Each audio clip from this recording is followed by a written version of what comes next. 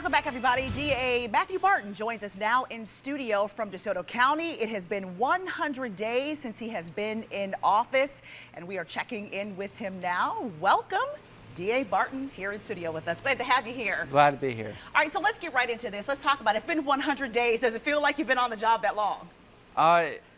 It's been quick. You know, the first little bit was like taking a sip of water out of a fire hydrant, and then we just kind of settle in. So it's been a quick 100 days. Yeah, and you've obviously had to hit the ground running. I know that you know that there have been at least 900 felony charges so far since you have taken office. Is that an increase in pace from last year? We've been trying to increase the pace. You know, we've done a lot to restructure the way the office is organized so that it can be more efficient, so that we can serve more victims and try to address a backlog of cases that we inherited.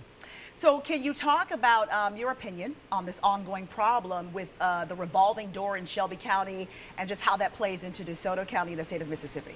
Yeah, so obviously we're next door neighbors, so when we have low bails or weak sentences in Memphis and repeat offenders feel a little bit emboldened, like, hey, we got away with it once, we can do it again, let's look at Mississippi now. And they wander down here and try to do the same thing, but it's not going to be the same consequences. Mm-hmm.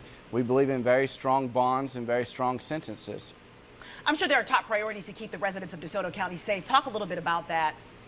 Yeah, well, we really want to address violent crimes, mm-hmm. and we think in order to do that, we have to be consistent across all crime categories, because what used to just be auto thefts is now turning into auto thefts that are now shootings, because people are getting a little more violent. And so we have to be consistent across the board instead of just doing that revolving door, and that can hopefully decrease violent crimes.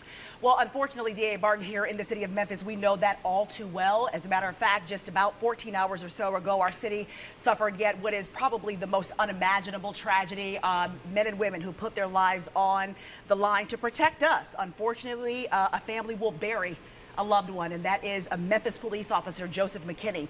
What do you have to say about that?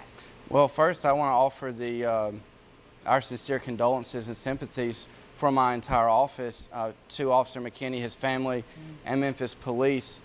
I hate to say it, but maybe it needs to be said. This was done by someone that was out on a ROR bond for multiple crimes, including one involving a gun. And these are the type of things that are preventable. Mm-hmm. And so, you know, our good men and women in blue put it online every single day. Mm-hmm. We have officers getting shot at in DeSoto County too, mm-hmm. and every single day their number one goal. One of them doesn't, it certainly hurts everybody. And just to wrap real quickly, what are your goals as far as being the new DA in this position? What are you going to do to keep crime out of DeSoto County?